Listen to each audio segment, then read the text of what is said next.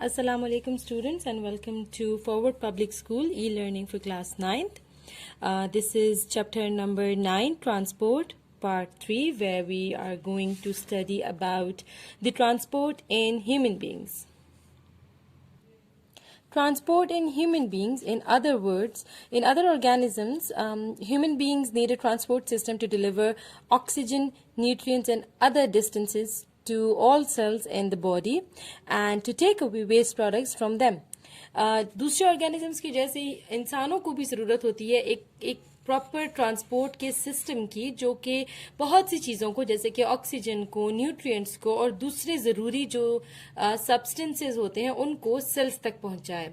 इसके अलावा ना सिर्फ इन चीज़ों को सेल्स तक पहुंचाने बल्कि सेल्स से वेस्ट प्रोडक्ट कलेक्ट करने के लिए भी ट्रांसपोर्ट सिस्टम की ज़रूरत होती है। The transport system consist of blood which is a transporting fluid. इसके अलावा हार्ट होता है which is acting as a pumping organ and blood vessels are there. सबसे पहले हम पढ़ते हैं about the transporting fluid that is blood. In human beings, many other animals, blood is a red fluid which circulates through blood vessels. इन्होंने यहाँ पर आपको blood की definition दे दी है that it is a red fluid which circulates through blood vessels and heart. इसके अलावा blood is basically a type of connective tissue जो कि बना होता है सेल्स से, और इसके अलावा सेल्स लाइक बॉडीज होती हैं। Blood is a type of connective tissue and is composed of two parts, plasma and cells और सेल्स लाइक बॉडीज। प्लाज्मा, अगर हम इसके लिए इन्होंने एक एक्सपेरिमेंट किया है प्लाज्मा को समझाने के लिए। इस एक्सपेरिमेंट में क्या किया जाता है कि अगर ब्लड को एक टेस्ट ट्यूब में ले लिया जाए और उसको जो है वो कुछ देर तक इस तरीके से रख दिया जाए in a stand, test tube holder में रख दिया जाए, तो क्या होता है कि दो क्लियर कट लिक्विड्स हमें विजिबल हो जाते हैं। अपर पोर्शन जो होता है उस ब्लड का वो होता है येलो कलर का, जबकि नीचे वाला जो साइड होती है वो डार्क रेड कलर की हमें नजर आती है। क्लियर कट बाउंड्री नजर आती है इन दोनों साइड्स में। Cellular component settle down and pale yellow liquid remains at the top. This yellow colour material is called plasma. ये जो येलो कलर का मटेरियल होता है इसको प्लाज्मा कहते हैं। इसमें क्या होता है, इस प्लाज्मा में 55% वॉल्यूम ब्लड का प्लाज्मा बनाता है। टोटल ब्लड के वॉल्यूम में 55% जो है वो प्लाज्मा मौजूद होता है, और प्लाज्मा में 90% वाटर होता है। As you can see here 90% water. इसके अलावा इसके अंदर 10% डिजोल्व्ड सब्सटेंसेस होते हैं, जिसमें 7% प्रोटीन और 3% दूसरे न्यूट्रिएंट्स वगैरह मौजूद होते हैं। 7% are different types of protein generally called plasma protein. 0.9 to 1% plasma जो है उसके अंदर इनऑर्गेनिक सॉल्ट्स होते हैं, जबकि 2% जो है वो फूड मटेरियल होता है। यानी कि यहाँ पर ये जो 3 लिखा हुआ है इसमें 0.9 से 1% जो है वो इनऑर्गेनिक सॉल्ट्स हैं और 2% फूड मटेरियल्स हैं, जैसे कि हार्मोन्स है, वेस्ट है, प्रोडक्ट्स एक्सेट्रा। प्लाज्मा प्रोटीन बहुत से फंक्शंस परफॉर्म करते हैं। अब हम पढ़ेंगे ये जो प्लाज्मा प्रोटीन है which is 7% of plasma, which are making 7% of plasma, ये बहुत इंपॉर्टेंट फंक्शंस परफॉर्म करते हैं और इन्हीं की वजह से प्लाज्मा जो है वो बहुत इंपॉर्टेंट होता है। प्लाज्मा प्रोटीन के फंक्शंस में सबसे पहला फंक्शन जो हम पढ़ते हैं that is plasma keeps all the tissues moist. Obviously since it is made up of 90% of water, तो ये तमाम टिश्यूज को मॉइस्ट रखता है। Plasma of the blood transport nutrients, water, salt, hormones and waste material. Transportation का काम करता है। कौन कौन सी चीजें ट्रांसपोर्ट होंगी प्लाज्मा के थ्रू? न्यूट्रिएंट्स, इसके अलावा पानी, सॉल्ट, हार्मोन्स और वेस्ट मटेरियल जितने भी सेल्स के कलेक्ट हुए वो सारे प्लाज्मा के थ्रू ट्रांसपोर्ट होंगे। Plasma helps in regulating body temperature. This is another function of plasma. Body temperature को रेगुलेट करने में हेल्प करता है, क्योंकि plasma has the ability to absorb and release heat. Heat को रिलीज करना और एब्जॉर्ब करने की एबिलिटी होती है, तो प्लाज्मा जो है वो बॉडी के टेम्परेचर को बैलेंस रखता है। Small amount of oxygen are also carried by plasma. Most of the carbon dioxide is carried by plasma. यानी कि प्लाज्मा जो है वो थोड़ी सी ऑक्सीजन और बहुत सी कार्बन डाइऑक्साइड को भी ट्रांसपोर्ट करने का काम करता है। Another important function of plasma is plasma protein, जैसे कि albumin, they maintain the osmotic pressure of the blood. एक प्लाज्मा प्रोटीन है जिसको एल्ब्यूमिन कहा जाता है, जिसकी वजह से इस प्रोटीन की वजह से ब्लड का ऑस्मोटिक प्रेशर जो है वो बैलेंस्ड और मेंटेन रहता है। Another very important function of plasma is that it contains proteins, the plasma proteins called antibodies, that are playing a very important role in the defense of our bodies. ठीक है, defence mechanism में काम करता है. किस तरीके से? They protect our body from the pathogens. Pathogens कहते हैं जो बहुत ज्यादा डिजीज कॉजिंग एंटिटीज होती हैं, जैसे कि बैक्टीरिया, वायरस वगैरह. Another important protein, fibrinogen, is responsible for blood clotting. यानी कि blood clot के लिए हमें जो प्रोटीन चाहिए वो भी प्लाज्मा के इस 7% क्वांटिटी में ही मौजूद होता है, which is very important. Now after plasma we will study about the blood cells and cells like bodies. Blood के अंदर होते हैं सेल्स. जो हमारा कनेक्टिव टिश्यू है ब्लड, उसके अंदर सेल्स मौजूद होते हैं. Red blood cells, white blood cells and also contain cell like bodies which are not true cells, लेकिन हम इनको सेल्स लाइक बोलते हैं. इनको कहा जाता है platelets. Both make about 45% of blood by volume. यानी कि ब्लड सेल्स और सेल्स लाइक बॉडीज सारे मिलकर ये वाला जो हिस्सा है 55% जो है वो प्लाज्मा बनाता है, जबकि 45% जो है वो cells and cells like bodies बनाते हैं टोटल वॉल्यूम ब्लड का. रेड ब्लड सेल्स हम सबसे पहले स्टडी करते हैं. आरबीसीज को एरिथ्रोसाइट भी कहा जाता है. These are the most numerous of all blood cells. Blood cells में सबसे ज्यादा तादाद में जो पाए जाते हैं वो एरिथ्रोसाइट्स या आरबीसीज हैं. It gives the red color to the blood due to the presence of red pigment hemoglobin. RBCs जो हैं वो अगर आप देखें तो ब्लड का कलर जो है वो रेड कलर का होता है. तो ब्लड का ये रेड कलर बेसिकली RBCs की मौजूदगी की वजह से होता है. RBCs के अंदर एक पिगमेंट होता है लाल रंग का जिसको हीमोग्लोबिन कहा जाता है. A cubic millimeter of blood contain about 5 million RBCs. अगर हम एक क्यूबिक मिलीमीटर ब्लड का ले लें तो उसमें 5 मिलियन रेड ब्लड सेल्स मौजूद होते हैं. In humans, a mature RBC is biconcave, rounded and contain no nucleus. अगर आप इस डायग्राम को गौर से देखें तो RBCs दोनों साइड से कनकेव होते हैं. ठीक है, बाइकनकेव इनको कहा जाता है. दोनों साइड्स RBCs की कनकेव होती है, अंदर की तरफ दबी हुई होती है. If you look at all these cells of RBCs, you will get this point. इसके अलावा they are round in structure. आप देखें तो वो बिल्कुल सर्कुलर होते हैं and also they contain no nucleus. Before and immediately after birth, RBCs are formed in liver and spleen in adults. Birth जब होने वाली होती है, बर्थ से पहले, किसी बेबी की बर्थ से पहले, एंड इसके अलावा बेबी की बर्थ के फौरन बाद भी आरबीसीज कहाँ पर प्रोड्यूस हो रहे होते हैं? आरबीसीज की प्रोडक्शन की जगह है लिवर एंड स्प्लीन. लेकिन जब एक दफा बर्थ हो जाती है और कुछ टाइम गुजर जाता है, एडल्ट्स में they are formed in the red bone marrow of short bones, यानी कि स्टर्नम, रिब्स और वर्टिब्रे. जो एवरेज लाइफ स्पैन इन्होंने आपको रेड ब्लड सेल्स का बताया है, यानी कि एवरेज एज वो है 120 days. After each 120 days RBCs जो है they are removed from the blood by spleen and liver and new RBCs are generated. RBCs are red because they contain red protein, hemoglobin. Hemoglobin carries oxygen and little amount of carbon dioxide in the blood. Hemoglobin का जो main function है इसकी मौजूदगी की वजह वो red colour देना सिर्फ नहीं है, बल्कि हीमोग्लोबिन ऑक्सीजन को ट्रांसपोर्ट करने में हेल्प करता है. Large amount of oxygen and a little amount of carbon dioxide is transported by means of hemoglobin.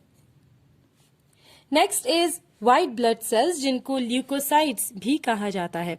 White blood sales जो होते हैं ये कलरलेस होते हैं as they do not contain any pigment. कोई भी पिगमेंट नहीं होता. इनकी जो शेप होती है वो इरेगुलर शेप की होते हैं एंड दे आर न्यूक्लिएटेड. यानी कि आरबीसीज में तो न्यूक्लियस नहीं था, बट व्हाइट ब्लड सेल्स में ल्यूकोसाइट्स में न्यूक्लियस मौजूद होता है. Each cubic millimeter of blood contains about 7,000 to 8,000 WBCs. अगर हम एक क्यूबिक मिलीमीटर ब्लड का ले लें तो उसमें 7,000 से 8,000 व्हाइट ब्लड सेल्स हमें मिलते हैं. इनका जो लाइफ स्पैन होता है वो बहुत कम होता है, that is from 7 hours to maximum of 3 days, with the exception of some lymphocytes which stay for longer period. कुछ lymphocytes होते हैं जो कि थोड़े 3 दिन से ज्यादा टाइम रह जाते हैं, वरना नॉर्मली WBCs का जो लाइफ स्पैन है, टोटल एज जो है इनकी वो 7 घंटों से लेकर 3 दिन तक ही होती है. उसके बाद ये रिन्यू होते हैं. WBCs के अगर टाइप्स देखी जाएं तो हमारे पास WBCs की 5 डिफरेंट टाइप्स मौजूद हैं। They are the part of immune system and defend our body against diseases. ये सारे जो है इम्यून सिस्टम का हिस्सा है और हमारी बॉडी को डिजीजेज से डिफेंड करते हैं, बचाते हैं। They circulate and are transported to an area where infection has develop. ये किस तरीके से काम करते हैं? WBCs सर्कुलेट करते हैं और जिस एरिया में भी इन्फेक्शन हुआ होता है उस एरिया में चले जाते हैं। इसके अलावा सम WBCs किल पैथोजन, यानी कि बैक्टीरिया, वायरस एक्सेट्रा की किलिंग करते हैं बाय इनगल्फिंग देम, उनको निगल कर उनकी किलिंग कर देते हैं। Some of them also produce inflammation at the side of infection. कभी कभी ऐसा होता है, अगर आप नोटिस करें तो जहां आपको इन्फेक्शन होता है वो जगह इन्फ्लेमेट हो जाती है, यानी स्वेल हो जाती है। This is also a function of WBCs, they produce inflammation. While some of the WBCs make antibodies against the invading pathogen, जो भी पैथोजन ने अटैक किया होता है उसके अगेंस्ट एंटीबॉडी बनाने का काम भी WBCs ही करते हैं। इसीलिए इनकी 5 मुख्तलिफ टाइप्स हैं जो कि हर एक टाइप अपना अपना फंक्शन परफॉर्म करती है। लास्ट वन इज प्लेटलेट्स, जिनको थ्रोम्बोसाइट्स भी कहा जाता है। Platelets are not true cells, ये ट्रू सेल्स नहीं होते। असल में प्लेटलेट्स क्या होते हैं? They are fragments of cytoplasm pinched off from certain bone marrow cells. कुछ बोन मैरो सेल्स से, यानी बोन्स के अंदर जो लिक्विड मौजूद होता है, जो सेमी फ्लूइड सा सब्सटेंस होता है जिसको बोन मैरो कहते हैं, बोन के अंदर मौजूद होता है। बोन मैरो के साइटोप्लाज्म, बोन मैरो के सेल्स के साइटोप्लाज्म से छोटे छोटे से फ्रेगमेंट्स अलग हो जाते हैं, अलहदा हो जाते हैं और ये फ्रेगमेंट जो है प्लेटलेट्स बन जाते हैं। Each cubic millimetre of blood contain about 15,000 to 450,000 platelets. इनकी जो लाइफ स्पैन होती है वो 7 दिनों से लेकर 12 दिनों तक होती है। प्लेटलेट्स का फंक्शन क्या है? They have a very important function. Platelets help in blood clotting, blood को क्लॉट्स बनाने में हेल्प करते हैं। जब हमारे पास ब्लड वेसल कहीं पे भी डैमेज हो जाती है, अगर आप इस डायग्राम को देखें कि जहां कहीं पर भी ब्लड वेसल डैमेज हो गई है, टूट गई है, तो ब्लड स्टार्ट ओजिंग आउट, उसमें से ब्लड सेल्स बाहर निकलने लग जाते हैं। फिर क्या होता है? They gather at the site, ये जो प्लेटलेट्स होते हैं ये आ जाते हैं और ये उस जगह पर जमा हो जाते हैं। They release a substance which convert plasma protein fibrinogen into threads of insoluble fibrin. Platelets जो हैं वो यहाँ जमा हो जाते हैं और ये क्या करते हैं कि ये एक इस किस्म का रिलीज करते हैं सब्सटेंस, जो सब्सटेंस प्लाज्मा के प्रोटीन यानी कि फाइब्रिनोजन को कन्वर्ट करता है थ्रेड्स ऑफ फाइब्रिन में। अगर आप इस डायग्राम में देखें आपको थ्रेड्स नजर आएंगे, दीज आर फाइब्रिन, जो कि फाइब्रिनोजन से बने हैं और फाइब्रिनोजन से फाइब्रिन के थ्रेड बनाने के लिए प्लाज्मा ने सब्सटेंस प्रोड्यूस किया है। These threads make a mesh in which platelets and other blood cells are entangled to make a clot and stop the blood flow from the wound. ये एक इस तरीके का जाल सा बना देते हैं जिसके अंदर ब्लड सेल्स और प्लाज्मा प्रोटीन जो है वो फंस जाते हैं और क्लॉट बनाकर ब्लड की जो भी जख्म से ब्लड निकल रहा होता है उसको स्टॉप कर देते हैं। All right, so moving on towards our next topic, that is blood disorders. In human beings, many blood disorders are associated with blood. Many disorders are associated with blood. Here we will discuss only 2 of them. हम यहाँ पर सिर्फ 2 blood disorders जो हैं वो discuss किए गए हैं। सबसे पहला blood disorder जो इन्होंने हमें बताया है, that is leukemia. ल्यूकीमिया को ब्लड कैंसर भी कहा जाता है। ये एक डिजीज है जिसमें ल्यूकोसाइट्स यानी कि WBCs, as we have already discussed, the other name of WBC is leucocytes. Leukaemia की बीमारी में ल्यूकोसाइट्स जो होते हैं इनका नंबर एबनॉर्मली इंक्रीज हो जाता है, तादाद इनकी बहुत बढ़ जाती है। Their number rises to several 100,000 per cubic millimetre of blood. These WBCs start engulfing and destroying the normal cells including RBCs and platelets. RBCs और platelets समेत बाकी के तमाम जितने भी normal cells होते हैं उनको engulf करने लग जाते हैं ये WBCs. This is why a person suffering from leukemia suffers from severe anemia. Anemia कहते हैं खून की कमी को। तो जिनको ल्यूकीमिया हो जाता है उनके नॉर्मल रेड ब्लड सेल्स भी खराब होने लगते हैं और उनको खून की कमी का जो है सामना करना पड़ता है। Leukemic cells also attack bones causing severe pain and make them weak and fragile due to which they are easily fractured. इसके अलावा जिन सेल्स में जो है वो WBCs की तादाद ज्यादा होती जाती है वो वाले सेल्स जो है वो बोन्स को भी अटैक करते हैं और इसकी वजह से बहुत पेन होने लगता है बोन्स में और बोन्स वीक हो जाती हैं, नाजुक, फ्रेजाइल का मतलब है नाजुक हो जाना, सेंसिटिव हो जाती हैं, जिसकी वजह से वो इजीली फ्रैक्चर हो जाती हैं। Leukemia can be cured by transplant of bone marrow, which is very expensive. Bone marrow transplant से ल्यूकीमिया की बीमारी को जो है वो ट्रीट किया जा सकता है, लेकिन ये एक बहुत ही ज़्यादा महंगा प्रोसीजर है। To save the life of a person, frequent blood transfusions are required. Our next disorder is thalassemia, which is genetically transmitted disease. Thalassemia जो है वो पेरेंट्स से ऑफस्प्रिंग्स में ट्रांसमिट होता है, इसलिए इसको genetically transmitted disease कहा जाता है. A person suffering from this disease has a defective mechanism of producing hemoglobin. अब थैलेसीमिया की बीमारी में क्या होता है, वो लोग जिनको थैलेसीमिया का सामना करना पड़ता है उनके अंदर असल में हीमोग्लोबिन जो है उसकी प्रोडक्शन ठीक नहीं होती. The defective hemoglobin cannot transport oxygen. और जो हीमोग्लोबिन प्रोड्यूस होता है वो इतना डिफेक्टिव यानी कि इतना खराब होता है कि वो ऑक्सीजन की ट्रांसपोर्टेशन नहीं कर सकता.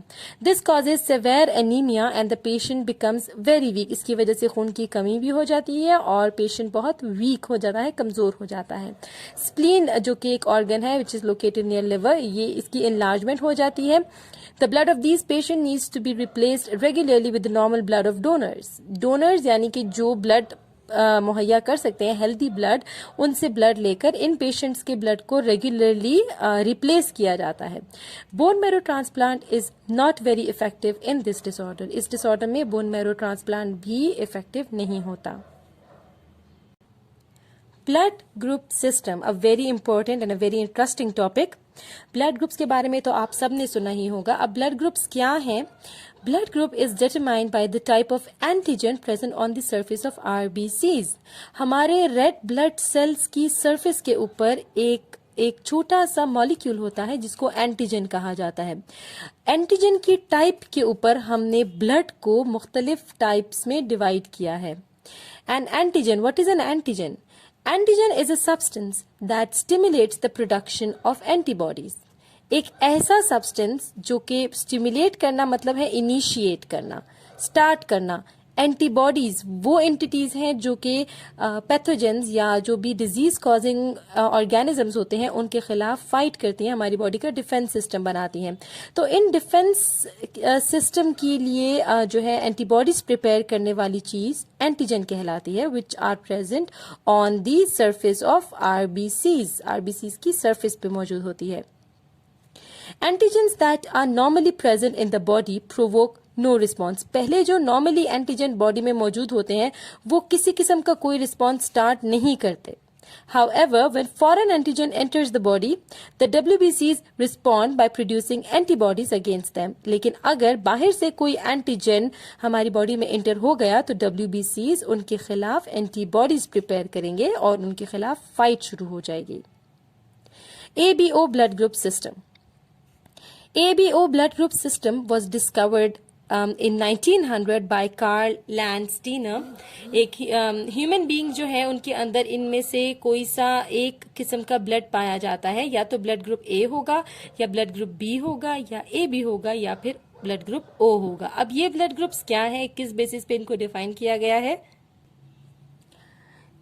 These blood groups are due to the presence of certain specific antigen on the surface of RBCs. RBCs की surface पे antigens की मौजूदगी ही blood को मुख्तलिफ types में divide करती है. A person having antigen A has blood group A. A person having antigen B has blood group B. A person having both the antigens has blood group AB, and a person having neither antigen A nor antigen B has blood group O. On the other hand, a person having blood group A contains anti-B antibodies in his blood. Similarly, a person with blood group B contains anti-A antibodies in his blood, and a person having blood group AB does not have any antibodies. And last but not the least, person with blood group O has both anti-A and anti-B antibodies. इस paragraph को समझने के लिए we will go towards the diagram of blood groups. Alright students, so on the basis of antigen हमारे पास जो human blood होता है उसकी टोटल 4 टाइप्स होती हैं. इन 4 टाइप्स को हम पढ़ेंगे. सबसे पहली टाइप जो होती है that is blood type A. then we have blood type B, then we have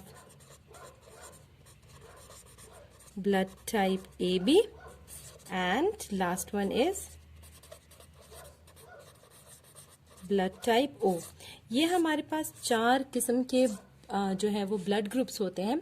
अगर हम ब्लड टाइप A की बात करें, ये ब्लड ग्रुप्स होते हैं on the basis of the antigen which is present on the surface of RBC। जैसा कि हम सबको पता है कि तमाम ह्यूमन बीइंग्स में रेड ब्लड सेल्स मौजूद होते हैं।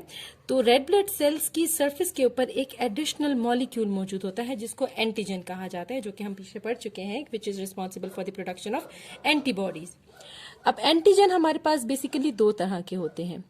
एक होता है एंटीजन A, हम इस तरह की शक्ल बना देते हैं एंटीजन A की, और एक होता है antigen B। This one is antigen A and let's say हम ऐसी शक्ल बना देते हैं, this one is antigen B।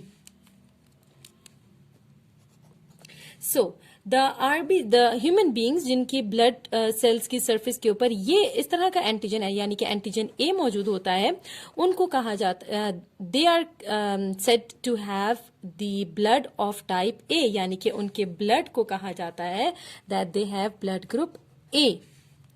जबकि दोज ह्यूमन बींग्स जिनके RBCs की सरफेस पे जो है एंटीजन B मौजूद होता है, उनको कहा जाता है that they have blood group B। कुछ ऐसे RBCs होते हैं जिनके, कुछ ह्यूमन बींग्स की RBCs की सरफेस पे ये दोनों तरह के एंटीजन पाए जाते हैं, यानी एंटीजन A और एंटीजन B दोनों पाए जाते हैं, तो उनको कहा जाता है that they have blood group of type AB। इस ब्लड ग्रुप की टाइप को AB कहा जाता है जिसमें दोनों तरह के एंटीजन्स मौजूद होते हैं। जबकि वो RBCs, वो रेड ब्लड सेल्स या एरिथ्रोसाइट्स जिनकी ब्लड की सरफेस पे कोई एंटीजन नहीं पाया जाता, उनको कहा जाता है that they have blood group O। ठीक है, तो इसी तरह एंटीजन की बेसिस पे जो है हमारे पास ब्लड ग्रुप्स की 4 टाइप्स हैं। The people which have antigen A on the surface of their RBCs are said to have blood group of type A, यानी ब्लड ग्रुप A। जिनकी RBCs की सरफेस पे B एंटीजन होता है, उनका blood group B होता है। जिनकी RBCs की सरफेस पे A और B दोनों एंटीजन्स मौजूद होते हैं, उनको ब्लड ग्रुप AB कहा जाता है। While the human beings with no antigen on the surface of their red blood cells are said to be blood group of type O, यानी कि ब्लड ग्रुप O कंसिडर किया जाता है। अब antigen का काम होता है एंटीबॉडीज इंड्यूस करना। तो जो ब्लड ग्रुप A होता है, ब्लड ग्रुप A जो एंटीबॉडीज बनाता है, those antibodies are against B, यानी कि हम इनको कह सकते हैं that they produce anti B antibodies.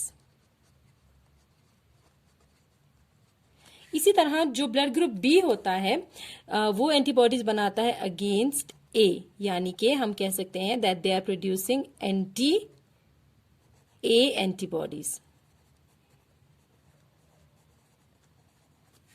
यानी कि अगर किसी इंसान का ब्लड ग्रुप जो है वो A है और उसको गलती से ब्लड ग्रुप B हमने दे दिया, तो क्या होगा कि A एंटीजन जो है वो B को रिकॉग्नाइज करके B के खिलाफ एंटीबॉडीज बनाने लगेगा। इसी तरह अगर किसी इंसान का ब्लड ग्रुप B है और हमने गलती से उनको ब्लड ग्रुप A दे दिया, तो ब्लड ग्रुप B जो है वो A को फौरन रिकॉग्नाइज करके उसके खिलाफ एंटीबॉडीज बनाने लगेगा। अगर हम ब्लड ग्रुप AB की बात करें, ब्लड ग्रुप AB जो है वो एंटीबॉडीज नहीं प्रोड्यूस करता, ना तो टाइप A और ना ही टाइप B। सही है, यानी कि ब्लड ग्रुप AB वाले इंडिविजुअल्स को हम B भी दे सकते हैं, हम A भी दे सकते हैं।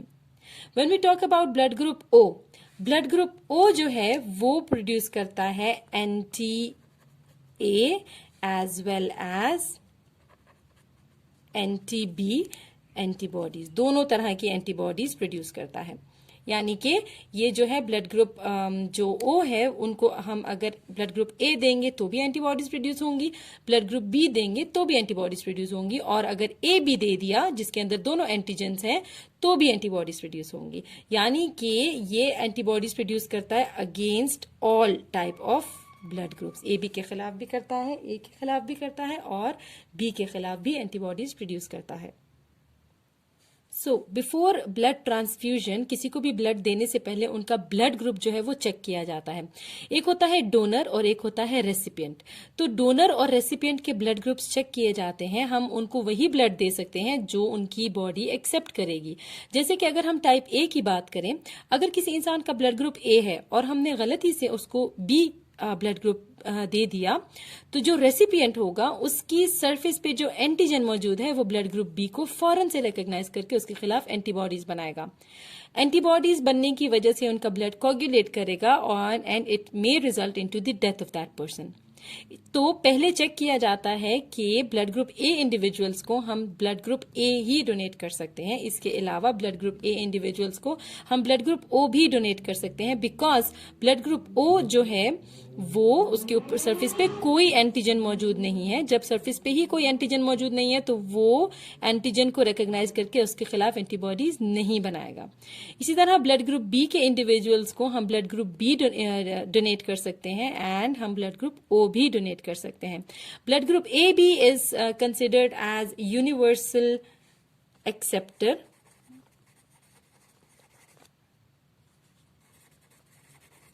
यानी ये किसी से भी ब्लड ग्रुप ले सकते हैं क्योंकि ये एंटीबॉडीज नहीं बनाते। तो अगर ब्लड ग्रुप ए बी को हम बी दे दें तो भी चलता है, ए भी दे सकते हैं एंड ओ भी दे सकते हैं एंड ए भी दे सकते हैं। जबकि blood group O are considered as universal donor,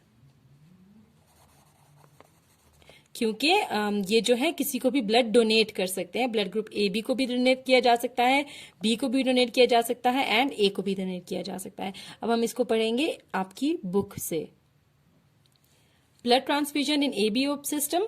Before blood transfusion, it is checked that both the donor and the recipient have the same blood groups. If a person with blood group A receives blood group B, the anti-B antibodies present in the recipient blood will at once recognize the antigen B present on the RBCs of the donated blood, as I have already explained. The anti-B antibodies of recipient will react with the B antigen on the donated RBC and the blood will coagulate, यानी कि खून जम जाएगा. The coagulated blood blocks the flow of blood through blood vessels. Coagulated blood की वजह से blood vessels के through flow रुक जाएगा. The same is true for a person with blood group B transfused with blood group A. इसी तरह अगर हमने blood group B के पेशेंट को blood group A डोनेट कर दिया तो anti-A antibodies present in the recipient blood will coagulate with RBCs having antigen A of the donated blood. तो जो रेसिपिएंट के ब्लड के ऊपर यानी कि ब्लड ग्रुप बी के ऊपर जो एंटी ए का एंटीजन मौजूद है वो फौरन से एंटीजन ए को रिकॉग्नाइज करके उसके खिलाफ एंटीबॉडीज बना देगा. A person with blood group A B accepts all type of blood. A person with blood group O can only be given the blood group O because blood group O has anti A as well as anti B antibodies. Now RH blood group system. आपने सुना होगा negative और positive का नाम जब भी हम blood group की बात करते हैं. तो RH ब्लड ग्रुप सिस्टम क्या है? This system was discovered by Karl Landsteiner in 1930. This system is based on the presence or absence of an antigen called RH factor or RH antigen. ये antigen पहले Rhesus monkey में discover हुआ, इसलिए इसको RH का नाम दिया गया. आरबीसीज की सरफेस के ऊपर एंटीजन, ओरिजिनली एंटीजन के अलावा एक और किस्म का भी एंटीजन मौजूद होता है जिसको RH कहते हैं. वो आरबीसीज जिनकी सरफेस पे RH मौजूद होता है उनको RH पॉजिटिव कहा जाता है, जबकि वो रेड ब्लड सेल्स जिनकी सरफेस पे RH मौजूद नहीं होता उनको RH नेगेटिव कहा जाता है. यानी कि अगर रेड ब्लड सेल्स की सरफेस पे एंटीजन ए के साथ साथ RH भी मौजूद है तो वो ए पॉजिटिव कहलाएंगे, एंड अगर उनकी सरफेस पे एंटीजन ए के साथ RH मौजूद नहीं है तो वो ए नेगेटिव कहलाएंगे. Same goes for blood group B, blood group A B and blood group O. Blood transfusion in RH system, ये थोड़ा सा कॉम्प्लिकेटेड मैकेनिज्म होता है. RH सिस्टम में ब्लड ट्रांसफ्यूजन को किस तरीके से किया जाता है? जो पॉजिटिव ब्लड ग्रुप होते हैं यानी कि वो ब्लड ग्रुप जिनकी सरफेस पे RH मौजूद होता है उनको हम positive can be transfuse to positive recipient, वो हम पॉजिटिव लोगों को ही डोनेट कर सकते हैं बिकॉज RH एंटीजन दोनों में मौजूद होता है तो दोनों एक दूसरे को एक्सेप्ट कर लेते हैं. इसी तरह से जो नेगेटिव ब्लड ग्रुप वाले होते हैं they can be given to negative donors. Negative blood groups हम नेगेटिव डोनर्स को दे सकते हैं क्योंकि दोनों पर RH नहीं होता. If an Rh negative person receives positive blood, he will get Rh antigen. His blood will produce anti-Rh antibodies against Rh antigen and it will result in coagulation. But an Rh positive person can receive Rh negative blood. यानी कि अगर RH negative person को, जिसकी RBCs की surface पे RH नहीं था, उसको हमने RH पॉजिटिव ब्लड दे दिया जिसकी आरबीसीज की सरफेस पे RH मौजूद है, तो क्या होगा, RH एंटीजेंस जो है वो रिकॉग्नाइज हो जाएंगे. The blood will produce anti RH antibodies. RH antigens के खिलाफ एंटी RH एंटीबॉडीज बनने लग जाएंगी and it will result in the coagulation. But an RH positive person can receive RH negative blood. लेकिन एक RH पॉजिटिव पर्सन जिसकी surface पे RH मौजूद है, उनको हम RH नेगेटिव दे सकते हैं क्योंकि RH नेगेटिव की सरफेस पे RH नहीं है, तो RH पॉजिटिव ब्लड जो है वो कभी भी एंटीजन को नहीं पहचान सकेगा क्योंकि एंटीजन मौजूद ही नहीं होता. People who have AB positive blood group are universal recipient. They can receive A, B, AB or O blood because they do not have any antibodies A or B. जो positive होते हैं उनको AB positive को universal recipient कहा जाता है. People who have O negative blood group are universal donors. They can donate blood to people who have A, B, AB or O blood because they do not have A or B antigen. तो जो O negative हैं specifically उनको universal donor कहा जाता है. O positive को हम इसलिए नहीं कहेंगे क्योंकि कभी भी पॉजिटिव जो है वो हम नेगेटिव को डोनेट नहीं कर सकते, जबकि ए बी पॉजिटिव को यूनिवर्सल रेसिपिएंट कहा जाता है. ए बी नेगेटिव को हम यूनिवर्सल रेसिपिएंट नहीं कहेंगे. This is a chart of blood transfusion.